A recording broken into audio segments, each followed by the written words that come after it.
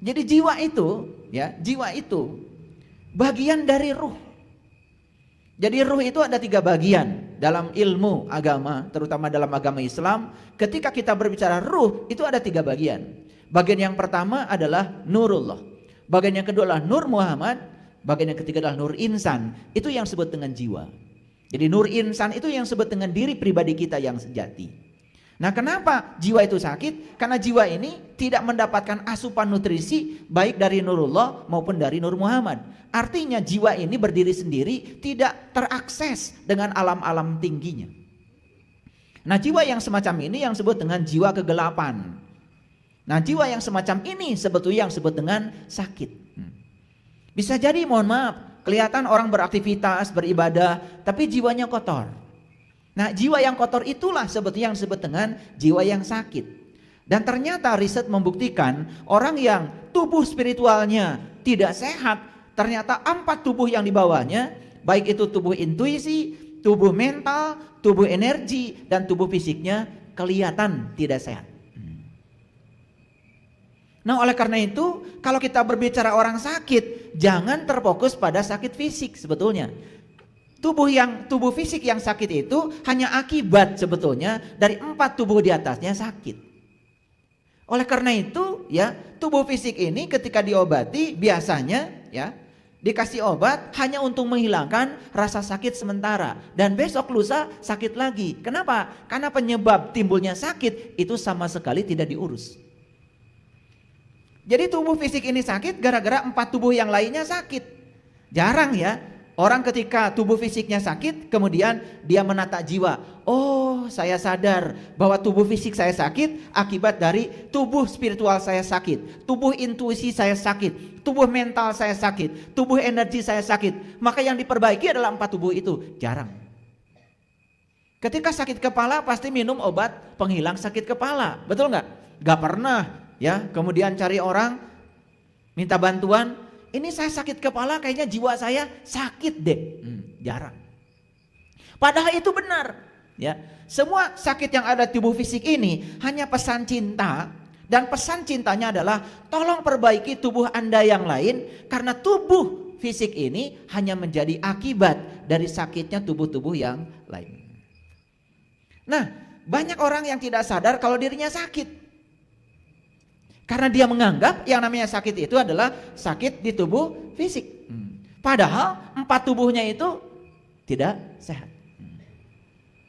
Nah, itulah yang akan kita bahas saat ini. Nah, oleh karena itu saya akan memulai dari Quran surat Asy-Syu'ara ayat yang ke-77. Bisa dilihat di layar monitor. A'udzubillahi minasyaitonirrajim. Bismillahirrahmanirrahim. Fa innahum aduwwul li illa rabbal alamin. Karena sesungguhnya apa yang kamu sembah itu adalah musuhku kecuali Tuhan semesta alam.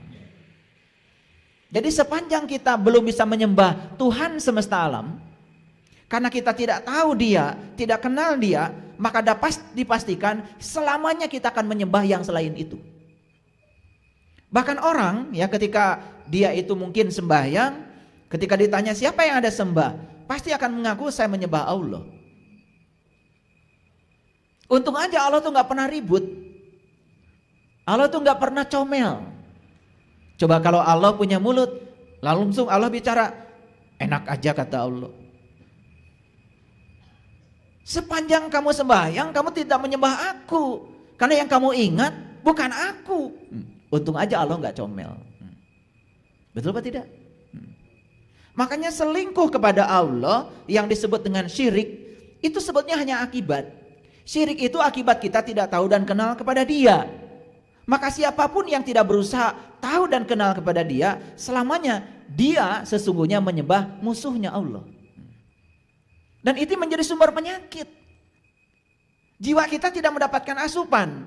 Ketika jiwa tidak dapat asupan, tidak dapat nutrisi, maka jiwa pasti sakit. Sama seperti tubuh fisik kita. Kalau tubuh fisik kita tidak dapat air, tidak dapat makanan yang bergizi, makanan yang sembarangan, kan tubuh fisik pun sakit. Tubuh spiritual, tubuh intuisi, tubuh mental, tubuh energi, ketika mereka tidak mendapatkan nutrisi yang sesungguhnya, sakit juga. Cuman jarang orang merasakan sakit di dimensi itu. Itu aja. Dan setelah kajian ini saya berharap kita semua bisa jujur pada diri sendiri. Oh ternyata sakit saya bukan hanya di fisik saya, tetapi tubuh yang lain pada diri saya pun ternyata perlu saya perbaiki. Karena itu tidak disadari selama ini. Paham sampai sini? Oke, lanjut dulu. Pelan-pelan ya ngajinya. Alladzi khalaqani fahuwa yahdini. Yaitu Tuhan yang telah menciptakan aku, maka dialah yang menunjuki aku. Kemudian ayat yang ke-79, walladzi huwa yut'imuni wa yaskini. Dan Tuhanku yang Dia memberi makan dan minum kepadaku. Ayat yang ke-80, wa iza maridtu fahuwa yasfin. Dan apabila aku sakit, Dialah yang menyembuhkan aku. Jadi ayat ini menyatakan bahwa sakit itu bukan takdir. Sakit itu bukan pemberian dari Allah. Apalagi sakit itu katanya warisan, genetik. Aduh, itu menghina leluhur kita. Kan ada orang yang kemudian, kenapa kamu sakit? Oh ini sudah genetik, keturunan. Orang tua kita, boro-boro kita berterima kasih atas kelahiran kita. Bahkan orang tua kita dituduh sebagai sumber penyakit oleh kita. Bukankah kita sudah menghina leluhur kita sendiri? Dan seenaknya mengatakan sakit saya ini adalah genetik. Betul, saya yakin bahwa genetik itu ada. Dan ternyata genetika itu tidak permanen. Genetika itu tumbuh atau tidak tumbuh terserah pola kita. Mungkin saja semua kita ini mewarisi kanker, mungkin. Tapi kanker ini bisa tumbuh atau tidak tergantung diberi nutrisi atau tidak. Kan sebetulnya itu yang ngasih nutrisi bukan orang tua kita, kan diri kita sendiri. Sekarang belajar mengambil tanggung jawab. Kalau ada apa-apa jangan menyalahkan pihak lain. Sakit saja masih menyalahkan leluhur kita. Dia yang telah berjasa melahirkan kita, dia yang telah menjadi marga lantaran untuk kelahiran kita. Boro-boro mengembalikan cinta kasih kepada mereka. Bahkan sakit yang diderita oleh kita pun ditempuhkan sama leluhur kita. Luar biasa kita ini. Cuman tidak disadari. Cerita tentang begini, ini bukan cerita bohong. Karena setiap saya masuk di kelas holistik, ketika saya sedang ngasih terapi, sedang menjadi healer, saya sedang menterapi orang-orang yang sakit, dan saya wawancarai satu persatu. Ternyata banyak sekali yang menyangka satu, sakit itu takdir dari Allah. Seakan-akan Allah ngasih penyakit. Makanya kadang-kadang kita kalau berdoa juga seenaknya. Semoga Allah mencabut penyakit yang sedang saya derita. Kalau Allah yang mencabut seakan-akan kita sedang menuduh Allah yang menanam. Betul apa tidak? Sedangkan ayat ini mengatakan wa iza maridtu fahuwa yasfin, dan apabila aku sakit dialah yang menyembuhkan aku. Allah itu hanya membantu kita menyembuhkan. Dan ketika menyembuhkan berarti Allah memproses sakit kita menjadi sembuh. Jadi sebetulnya Allah itu luar biasa. Oleh karena itu ya, ketika kita sedang diproses, semua penyakit kita ikut prosesnya Allah. Contoh, sakit di jiwa kita diproses oleh Allah. Prosesnya seperti apa? Mohon maaf. Karena kita tidak sadar jiwa kita sakit, kita asik dengan urusan dunia, untuk sementara waktu semua yang dititipkan kepada kita diambil dulu oleh Allah. Lewat kebangkrutan, ditipu orang, usaha gagal, macam-macam judulnya. Tapi intinya itu adalah proses sebetulnya.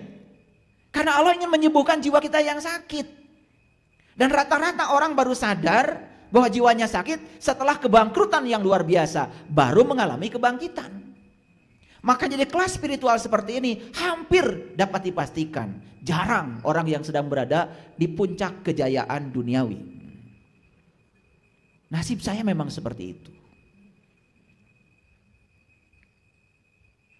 Jarang orang yang sedang di puncak duniawi datang ke tempat ini, jarang. 99% di kelas spiritual ada orang-orang yang sedang mengalami masalah keluarga, penyakit fisik, kebangkrutan ekonomi, dan macam-macam.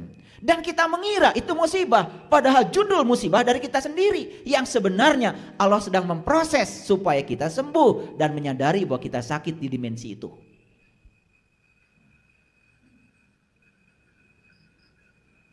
Saya ketemu orang-orang yang sakit di kelas camp holistik.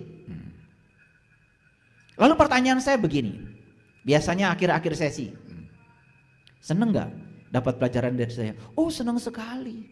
Kenapa senang? Saya sekarang jadi sadar betapa selama ini hidup saya gak karu-karuan. Saya kurang bersyukur, bla bla bla, macam-macam. Oh, kalau begitu senang dong ketemu saya. Oh, senang sekali, saya bersyukur sekali bisa ketemu.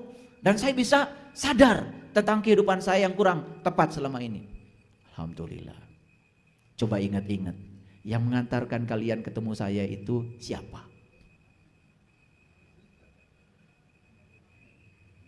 Allah? Bukan. Yang mengantarkan kalian ketemu saya itu sakit yang sedang kalian derita. Kalau nggak sakit ya ketemu saya. Sekarang coba bilang terima kasih sakit karena denganmu aku diantarkan pada orang-orang yang berkesadaran. Kalau aku nggak sakit, aku tidak akan ketemu dan belajar kesadaran. Jadi sebetulnya yang akan mengantarkan kita kepada Allah bisa jadi segala sesuatu yang sangat kita benci dalam hidup ini.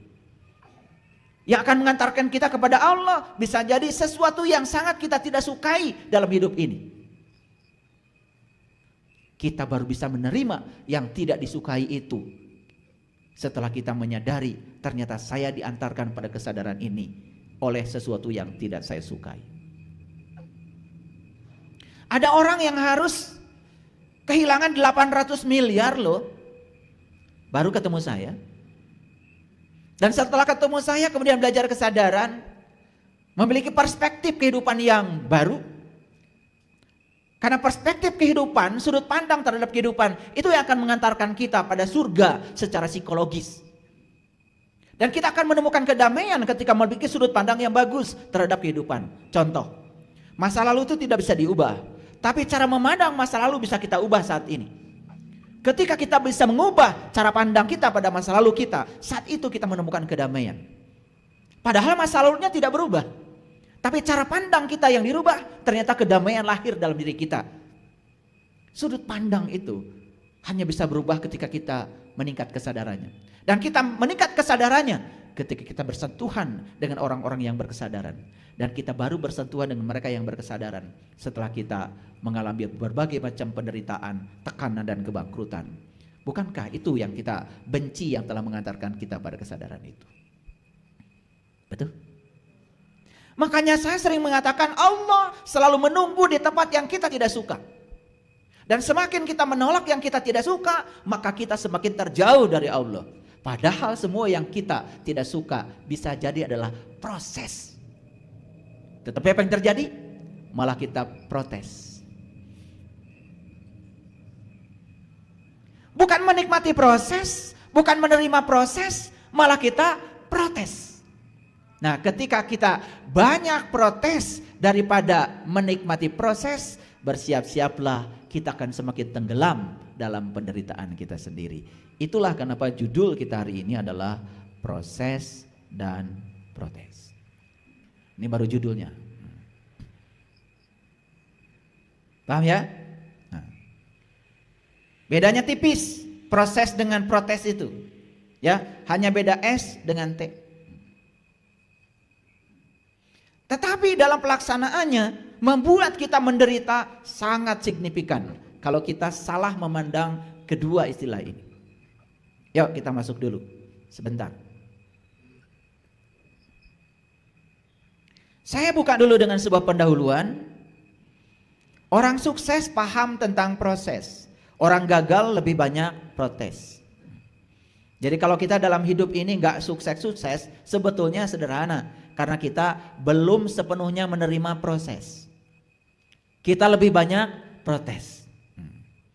Jadi saya kasih tahu ya, penyebab kita gagal dalam hidup ini banyak protes. Gagal dalam rumah tangga itu karena banyak protes. Karena tidak pernah sadar kalau berumah tangga itu kan ada rumah dan tangga. Rumah itu tempat berlangsungnya kehidupan, tangga itu untuk naik. Nah, kehidupan cuma dua, karena hidup itu dualitas. Kadang senang, kadang tidak senang. Kadang mendapatkan yang kita ingin, kadang mendapatkan yang tidak kita ingin. Pasti hidup akan selalu begitu. Itu namanya rumah. Jadi rumah itu seperti itu. Ya. Di ruang tamu ada kebahagiaan, di tempat tidur sudah ada kesedihan. Karena bahagia dan sedih itu ternyata serumah. Saimah. Dan kalau kita hanya bisa menerima kebahagiaan, tidak bisa menerima kesedihan, berarti kita membelah rumah kita jadi dua. Kita sudah melanggar hukum alam. Tetapi di rumah kita ada tangga, tangga itu buat naik. Terserah kita mau naik atau mau turun. Itu urusan kita. Karena tangga fungsinya cuma dua. Kalau gak naik, ya turun. Ya Allah, kasihlah kepada saya pasangan yang sabar. Ya. Didengar tuh sama Allah. Itu input namanya. Begitu ada input, proses berjalan. Dan setelah proses tujuannya adalah output, produk. Makanya istilah input, proses, dan output atau produk itu kan sudah menjadi istilah teknik. Begitu kita bilang, ya Allah, jadikanlah aku orang yang sabar. Langsung input itu diterima oleh Allah dan Allah proses. Maka kita akan dipasangkan dengan orang yang akan memproses supaya kita sabar. Siapa orang itu? Jelas orang yang tidak sabar.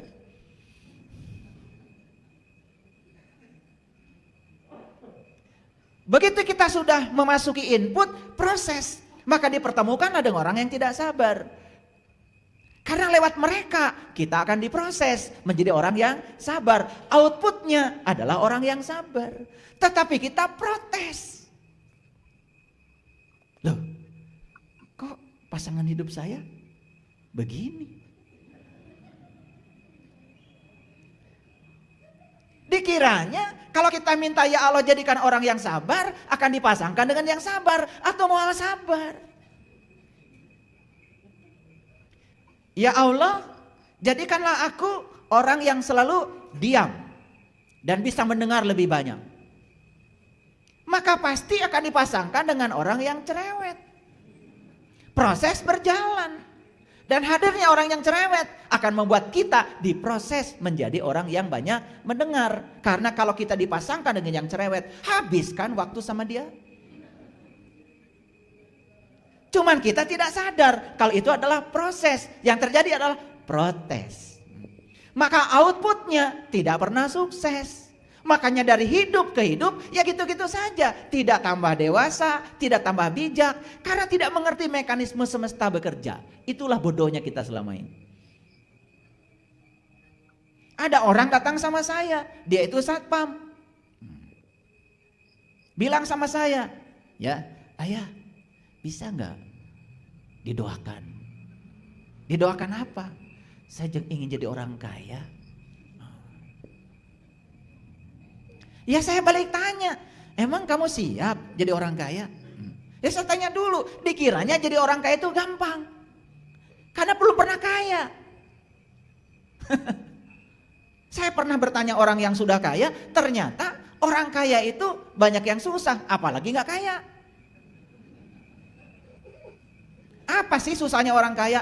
Orang biasa susahnya cuma kekurangan. Orang yang kaya susahnya lebih gawat. Takut kehilangan kekayaannya. Kan tingkat stresnya lebih tinggi. Makanya orang stres jarang orang biasa. Kebanyakan orang kaya. Ini menurut hasil riset saya ya. Jadi saya pakai data. Paham ya? Nah, tadi kan minta apa? Ini satpam ini minta sama saya didoakan supaya jadi orang kaya. Makanya saya tanya, sudah siap yang menjadi orang kaya? Karena belum pernah punya pengalaman jadi orang kaya, dikiranya jadi orang kaya itu enak. Padahal pasangka-sangka hidup itu. Ya itulah, kaya katak dengan semut, dialog.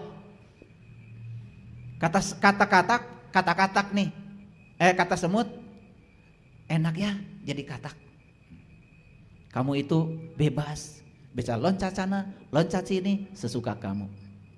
Sedangkan saya bawa badan saja ini, ya bungkus ini, sudah berat. Boro-boro bisa leluncatan jika mana. Sedang dialog seperti itu, tiba-tiba burung elang datang. Dek! Diambil tuh katak, dibuat terbang. Baru tersadar tuh si siput itu.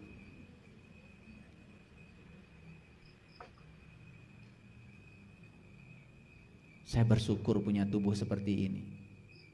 Ketika burung elang datang tadi saya ngelok aja ke dalam.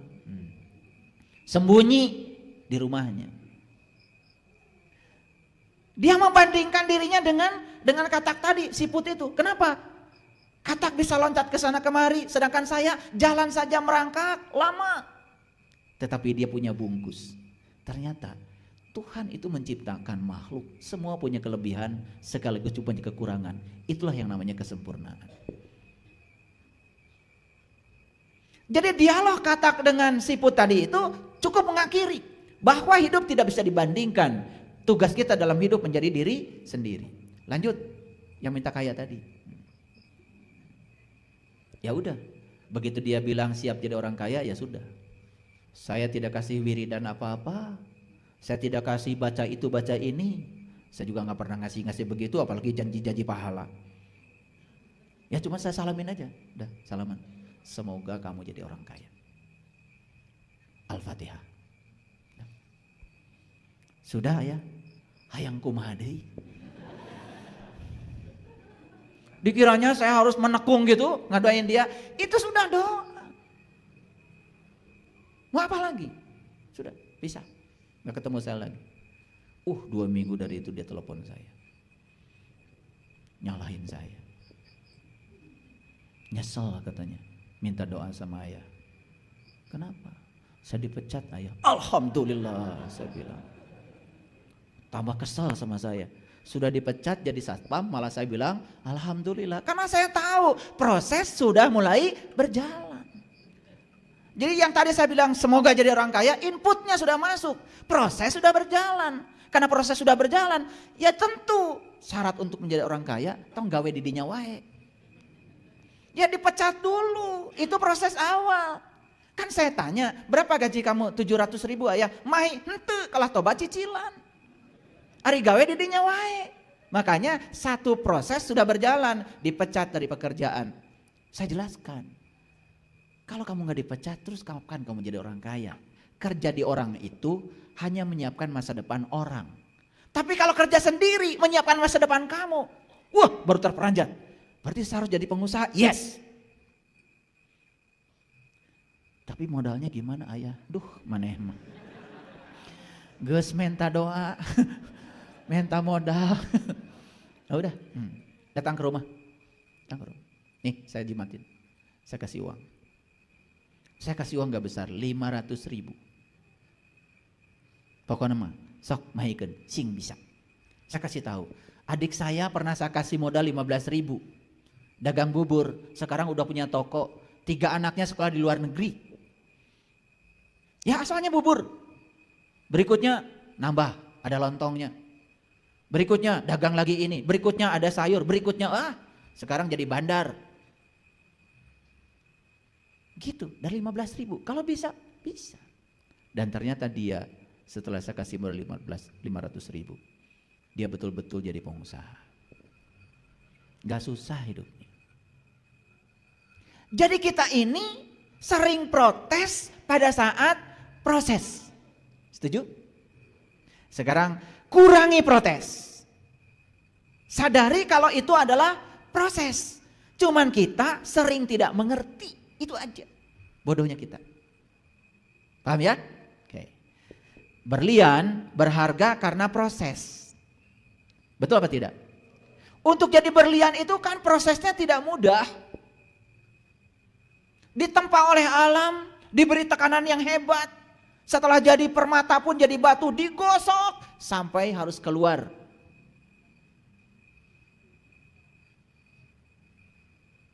Cantiknya itu. Betul apa tidak? Jadi kalau kita nggak mau digosok, nggak mau diproses, ya sudah. Jadi Doraemon aja. Alam ini tidak pernah menyalahi, karena alam ini bekerja dengan hukum. Dan alam ini selalu memproses semua input yang datang pada alam. Cuman saat kita diproses, kita banyak protes. Akibatnya proses terhambat oleh protes.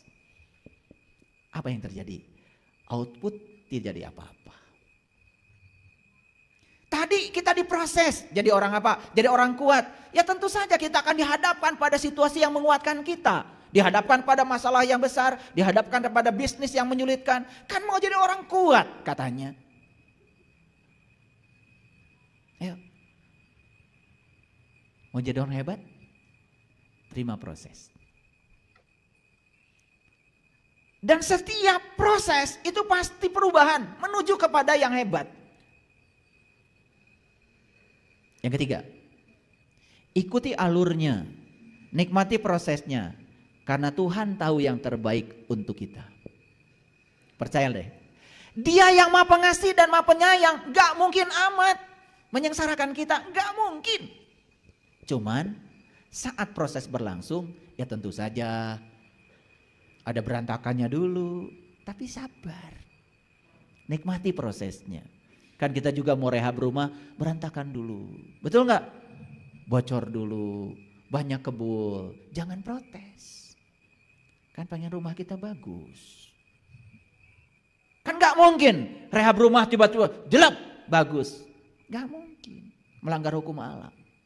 Nah, kita sering tidak sabar ketika berada di proses. Makanya saya sudah bilang di kajian sebelumnya, perubahan itu sulit di awal, berantakan di tengah, tapi pasti indah di akhir. Percaya sama saya. Saya ingin memiliki jiwa yang kuat, yang tidak bergantung kepada orang, yang menjadi diri saya sendiri. Saya ingin terbang sendiri. Ingin menjadi diri sendiri. Prosesnya tidak mudah. Burung. Kalau satu terbang sendiri, pasti terbangnya enak. Sekarang burung dua, ikat sayapnya. Cenah ngapung. Gak bisa. Makanya kalau kita mau terbang, gunakan sayap kita. Jangan ingin barang-barang dengan sayap orang. Gak usah bergantung pada siapapun. Terbang aja. Jadi diri sendiri. Kita sering pakai ewuh. Inginnya bersama aja. Padahal datang ke sini